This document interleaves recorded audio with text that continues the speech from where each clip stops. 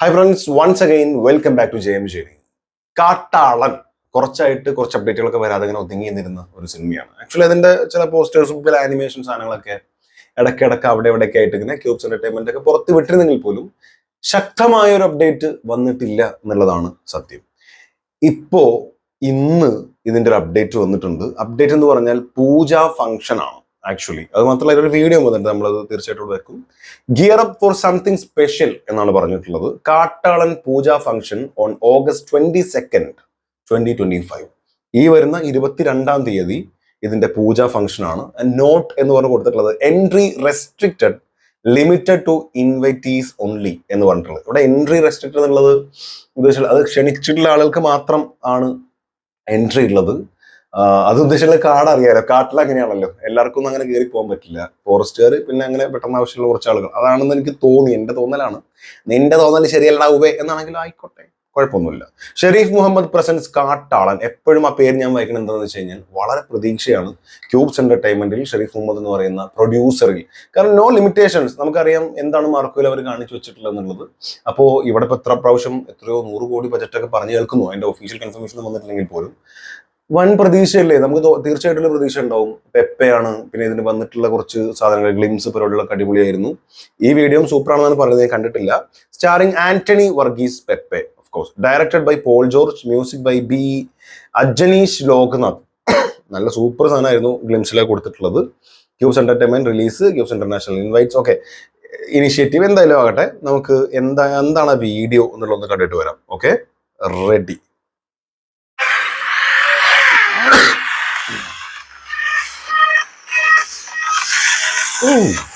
പൂജ function,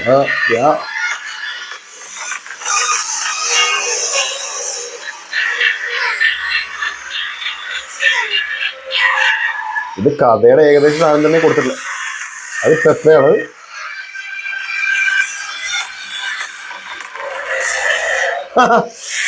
ആരായിരുന്നത്?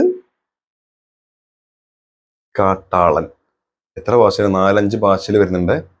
Okay, അപ്പൊ ഇതാണ് തന്നിട്ടുള്ളത്. ഇതിൽ എന്താണ് ഇത്ര അറിയാനുള്ളത് ചോദിച്ചു കഴിഞ്ഞാൽ, നമുക്കറിയാം ഈ സിനിമ ഭയങ്കര വയലന്റ് സിനിമയായിരിക്കുന്നു. മാർക്കോയ്ക്ക് മുകളിൽ വരുന്ന രീതിയിൽ ഭയങ്കര ഹൈപ്പ് വന്ന സമയത്ത് കുറച്ച് കാരണങ്ങളാൽ, അതായത് ഭയങ്കര നെഗറ്റീവ് വന്നിരുന്നു. ഇങ്ങനെ ഭയങ്കര, അതായത് മാർക്കോ സിനിമ കണ്ടിട്ട് കുറെ ആളുകൾ അങ്ങനെ നെഗറ്റീവായി എന്നൊക്കെ പറഞ്ഞു കുറച്ച് നെഗറ്റീവ് ഓളികൾ വരികയും അത് സമൂഹത്തിന് മോശമായിട്ടുള്ള മെസ്സേജാണ് നൽകുന്നതൊക്കെ പറഞ്ഞ സമയത്ത് ഷെരീഫ് മുഹമ്മദ് തന്നെ വന്നിട്ട് പറഞ്ഞു, അതിന്റെ പ്രൊഡ്യൂസർ തന്നെ വന്നിട്ട് പറഞ്ഞു, ഞാൻ റീതിങ്ക് ചെയ്തിട്ടുണ്ട്, രണ്ടാമത് ചിന്തിച്ചിട്ടുണ്ട്. എന്നിട്ട് ഇതിന്റെ എന്താ പറയുക, ഡയറക്ടർ ആൻഡ് ക്രൂ മെമ്പേഴ്സ് എന്നൊക്കെ പറഞ്ഞിട്ടുണ്ട് ഭയങ്കര വയലൻസ് വേണ്ട, ഒന്ന് കുറക്കണം എന്നുള്ളത്. ബട്ട് അതിനുശേഷം അത് നമുക്ക് എല്ലാവരും അയ്യോ എന്ത് പ്രശ്നമാണ്, നമ്മൾ പ്രതീക്ഷിക്കുന്ന ഒരു പക്ക വയലൻസ് പറയുന്ന സിനിമയാണെന്നൊക്കെ പറഞ്ഞിരുന്നിട്ട് കുറച്ചങ്ങോട്ട് പോയി കഴിഞ്ഞപ്പോൾ ഇവിടെ ക്രൂ അല്ലെങ്കിൽ ഡയറക്ടറൊക്കെ വന്നിട്ട് പിന്നീട് പറയാണ്, അങ്ങനെ എല്ലാം കൊണ്ടും നമുക്കത് കുറക്കാൻ കഴിയില്ല. സിനിമ ആവശ്യപ്പെടുന്ന ഒരു വയലൻസ് ഉണ്ട്, അതിൽ നിന്ന് ഒരു പൊടി കുറച്ചാൽ പോലും അത് സിനിമയെ ബാധിക്കും. സോ അങ്ങനത്തെ ഒരു ചിന്ത ഇല്ല എന്ന രീതിയിലേക്ക് വന്നു. അപ്പൊ അത് താൽക്കാലികമായി പറഞ്ഞെന്നുള്ളൂ, ഹൈപ്പ് ഒന്ന് കുറക്കാൻ രീതിയിൽ പറഞ്ഞ രീതിയിലാണ് നമുക്ക് പ്രതീക്ഷിച്ചത്. മാർക്കോയ്ക്ക് മുകളിൽ എന്നൊക്കെ പറയുമ്പോൾ മാർക്കോ വൻ ഹിറ്റായി, മാർക്കോ ഫ്ലോപ്പ് ആവുമെന്ന് പറഞ്ഞിട്ട് അവസാനം ഭയങ്കര കളക്ഷൻ നേടി, ഭയങ്കരമായിട്ടുള്ള സംഭവമായി മാറി. അപ്പൊ അതുകൊണ്ട് തന്നെ അതിന് മുകളിൽ പ്രതീക്ഷിച്ചു കഴിഞ്ഞാൽ അത് വലിയ രീതിയിലൊരു ഇമ്പാക്ട് ചെയ്യും. നല്ല രീതിയിലാണെന്ന് പറയാൻ പറ്റില്ല, ചിലപ്പോൾ നെഗറ്റീവായിട്ട് അത് ബാധിച്ചേക്കാം. അതുകൊണ്ട് അവരൊന്ന് ഹൈപ്പ് കുറക്കാൻ ശ്രമിച്ചു എന്നുള്ളതേ ഉള്ളൂ എന്നാണ് എനിക്ക് പേഴ്സണലി തോന്നിയിട്ടുള്ളത്. ആൻഡ് ഈ കാണുന്ന പല ആളുകൾക്കും അദ്ദേഹം തോന്നിയിട്ടുണ്ടാവുക. ഇവിടെ ഈ സംഭവത്തിന്റെ പ്രത്യേകത എന്താണെന്ന് വെച്ച് കഴിഞ്ഞാൽ, നമ്മളൊക്കെ പ്രതീക്ഷിക്കുന്ന പോലെ കുറച്ചാൾ ഇപ്പൊ ജസ്റ്റ് ആനിമേറ്റഡ് ആയിട്ടാണ്, ആനിമേഷൻ ആയിട്ടാണ് കൊടുത്തിട്ടുണ്ടെങ്കിൽ പോലും നിങ്ങളൊന്ന് നോക്കുക, അതിന്റെ വ്യൂ, അതിന്റെ ഫ്രെയിമിങ് ഇതേപോലെ തന്നെ സിനിമ വരുമ്പോഴും ഒറിജിനൽ സാധനം ആ ഫ്രെയിമിലേക്ക് കാണുമ്പോൾ ഇപ്പൊ അറിയാലോ, നമുക്ക് റോബോട്ടിക്സ് ക്യാമറ അടക്കം വൻ ക്യാമറകൾ, നമ്മുടെ ടെക്നോളജി എത്രമാത്രം വളർന്നു, ഹോളിവുഡ് സിനിമ ലെവലിലേക്ക് നമ്മുടെ മേക്കിംഗ് സ്റ്റൈൽ മാറി, ഫ്രെയിമിങ് മാറി. സോ ഈ ആനിമേഷനിൽ എങ്ങനെ കാണിച്ചിട്ടുണ്ടോ അതിന്റെ 10 മടങ്ങ് ഇമ്പാക്റ്റിലായിരിക്കും ചിലപ്പോൾ തരിക. മ്യൂസിക് ഒക്കെ വേറെ ലെവലായിരിക്കും.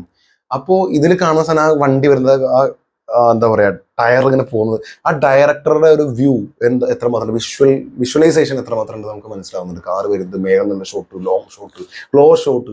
അത് കഴിഞ്ഞ് ഇവിടുന്ന് ഇങ്ങനെ പോകുമ്പോൾ ഈ കാട്ടിലൊക്കെ വരൾച്ച വന്ന ശേഷം മണ്ണിങ്ങനെ വിണ്ട് കിടക്കുന്ന പോലെ ഇങ്ങനെ കിടന്നത്, അത് എന്താ, അത് ആനയുടെ ബോഡിയാണ്. അതിലേക്ക് ഇങ്ങനെ പോയിട്ട് ആ കണ്ണിങ്ങനെ നടക്കുന്നത് ഒരു ആനയായിട്ട് ഭയങ്കരമായിട്ട് കൊടുക്കുന്നുണ്ട്. ആനക്കൊമ്പുകൾ ഇതൊക്കെ കൊടുക്കുന്നുണ്ട്. അപ്പോൾ ഇങ്ങനെ ആനക്കൊമ്പ് ആനയെ വേട്ടയാടാൻ വന്നിട്ട് കൊമ്പിന് വേണ്ടിയിട്ട് വരുന്ന ആളുകളെ എതിർത്ത് നിൽക്കുന്ന ഒരു ക്യാരക്ടർ ആയിരിക്കാം മേ ബി ആന്റണി വർഗീസ് പെപ്പെ എന്ന് പറഞ്ഞ പുള്ളിക്കാരന്റെ ക്യാരക്ടർ, അല്ലെങ്കിൽ ഒരു എക്സൈസ് ഓഫീസറോ ഫോറസ്റ്റ് ഓഫീസറോ ആയിട്ടായിരിക്കാം. ഏതാണെന്ന് അറിയില്ല. എന്തായാലും കാടിന് വേണ്ടി നിലകൊള്ളുന്ന ഒരാളാണെന്നാണ് എനിക്ക് പേഴ്സണലി തോന്നിയിട്ടുള്ളത്. ഇനി ഇൻ കേസ് ഇദ്ദേഹവും ഒരു വില്ലൻ ആകുമോ, പിന്നീട് പോസിറ്റീവായിട്ടുള്ള ഒരു ഹീറോയിക് ക്യാരക്ടറിലേക്ക് പരിവേഷം നടത്തുകയാണോ ഒന്നും അറിയില്ല. എന്തായാലും ഒരു കാര്യം ഉറപ്പാണ്, ഭയങ്കരമായിട്ടുള്ള വയലൻസ് സീനുകൾ ഇതിൽ കാണാൻ പറ്റും എന്ന് തന്നെയാണ് വിശ്വാസം. മാർക്കോക്ക് മുകളിൽ മാർക്കോക്ക് താഴെ അങ്ങനൊന്നും പറയുന്നത്. മാർക്കോ ഇറ്റ്സെൽഫ് അതൊരു സ്റ്റാൻഡ് അലോൺ മൂവി, ഇത് മറ്റൊരു മൂവി. ഇതിൽ പെപ്പയുടെ പഞ്ച്, ദ പെപ്പെ പഞ്ച് നമ്മൾ ആഗ്രഹിക്കുന്നുണ്ട് എന്നാണ് എനിക്ക് തോന്നുന്നത്. എന്നെ പോലെ തന്നെ പറയാനുള്ളത് ആഗ്രഹിക്കുന്നുണ്ടോ? പെപ്പെ ആക്ഷൻ പടം എന്ന് പറഞ്ഞു കഴിഞ്ഞാൽ ആ പഞ്ച് നമ്മൾ ആഗ്രഹിക്കുന്നുണ്ട്. ഞാൻ എന്തായാലും ആഗ്രഹിക്കുന്നുണ്ട്. എന്നെ പോലെ പെപ്പയുടെ പഞ്ച് ഈ സിനിമയിൽ കാണാൻ ആഗ്രഹിക്കുന്ന എത്ര പേരുള്ളത് മറക്കാതെ കമന്റ് രേഖപ്പെടുത്തുക. ആൻഡ് കാട്ടാളൻ മലയാള സിനിമയിൽ വരാനിരിക്കുന്ന one of the best films എടുത്തു കഴിഞ്ഞാൽ അതിലൊന്നായിരിക്കുന്നതാണ് എനിക്ക് തോന്നുന്നത്. കാരണം ഞാൻ ഇതിനു മുമ്പും പറഞ്ഞിട്ടുണ്ട്, കത്തനാർ ഭയങ്കര പ്രതീക്ഷയുണ്ട്. ഇവിടെ അവസാനത്തെ എന്താക്കുമെന്ന് എനിക്കറിയില്ല, ബട്ട് ഭയങ്കര പ്രതീക്ഷയുണ്ട്. അതിന്റെ ഗ്ലിംസ് അമ്മാതിരി ഗ്ലിംസ് ആയിരുന്നു, അതുകൊണ്ട് തന്നെയാണ് ഇത്ര പ്രതീക്ഷ.